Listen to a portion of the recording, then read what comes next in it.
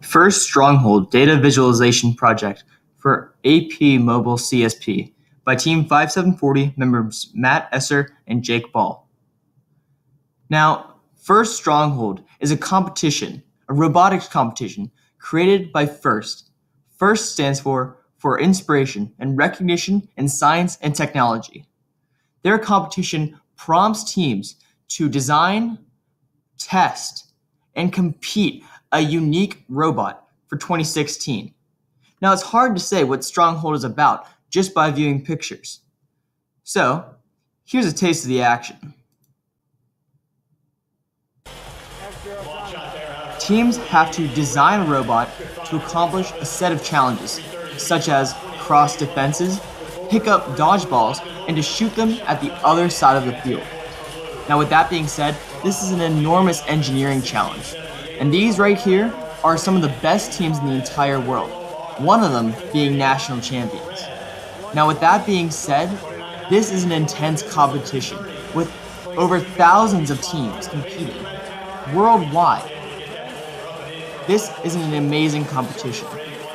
Myself and Jake both compete in this, and we are intrigued by this. And we love this competition so much that we decided to do it for our project. Now that you saw a taste, let's move on to the rest of it. Now, there are literally billions of bytes worth of information regarding the game Stronghold. Now, data is recorded every match, and there are over 13,000 matches played over the 7-week competition period. There are 6 teams per match, and with 2 minutes and 30 seconds, there are tons of scoring opportunities available, and as that brings along lots of possibilities and variability with play and data recording. And all the data that we got from all these matches are compiled on the Blue Alliance website, and that's where we got all of our data from. Now, our team competed in Stronghold. We played the game, we made it to playoffs, and we experienced the change of score and competitiveness. That's our robot right there, and we wanted to visualize how the data changed over the 7 weeks of competitions, and we came up with 5 hypotheses about the 2016 game Stronghold. Our first hypothesis is if a defense has a high damage percentage in the qualification matches, then the percentage will increase in playoff matches. We got the data from the Blue Alliance, we put it in a Google Fusion table, and then made a graph out of it. As you can see from the data of the graph, with blue being success in qualification and red being success in playoffs, all of the defenses who have above a 50% damage rating have tremendously increased during playoff matches. Now, with that being said, the only 2 that did not increase were the Drawbridge and Sallyport. Those, I would not say, were high damage percentages.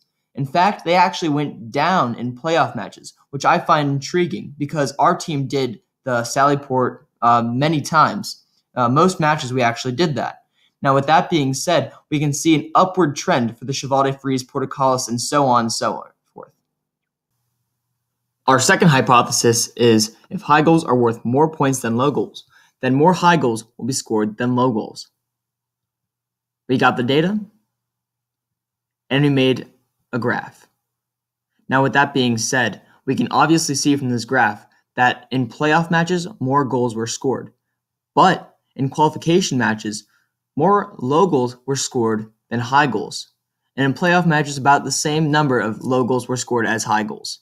Our hypothesis was evidently wrong because of the fact that there were more low goals scored than high goals within qualification matches.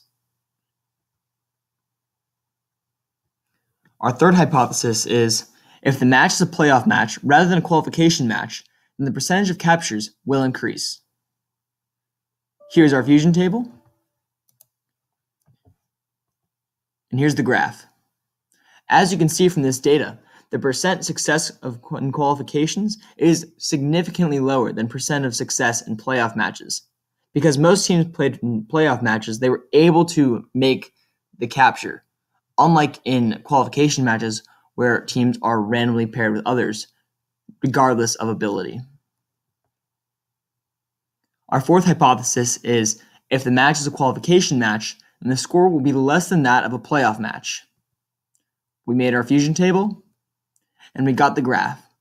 As you can see here, the average score of a qualification match sat above the high 70s.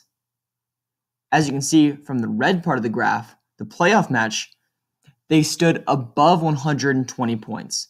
This is obviously much higher though later in the season, especially during the championships.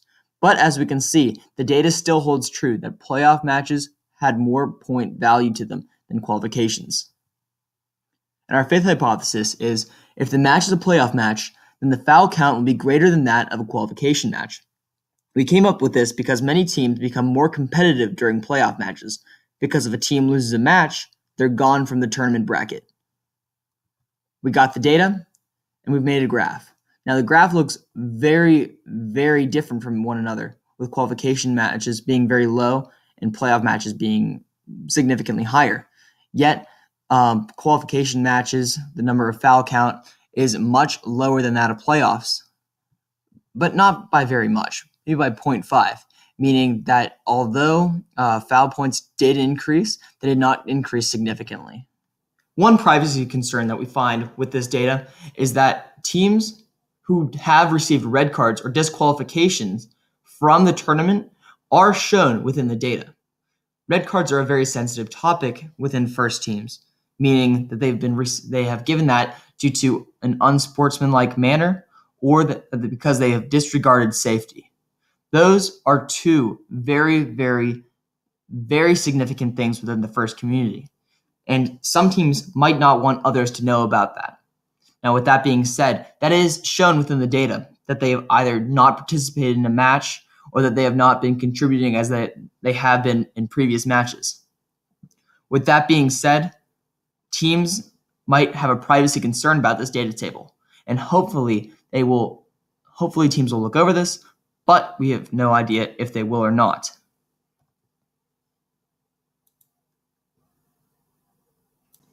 Looking forward, we are currently competing in the 2017 First Robotics Competition, First Steamworks, and our first competition is coming up in March. We hope to contribute to the database of statistics in a positive way, similar to how we did last year, and hopefully next year we can create another presentation regarding the data of the 2017 First Robotics Competition game, First Steamworks. Thanks for watching.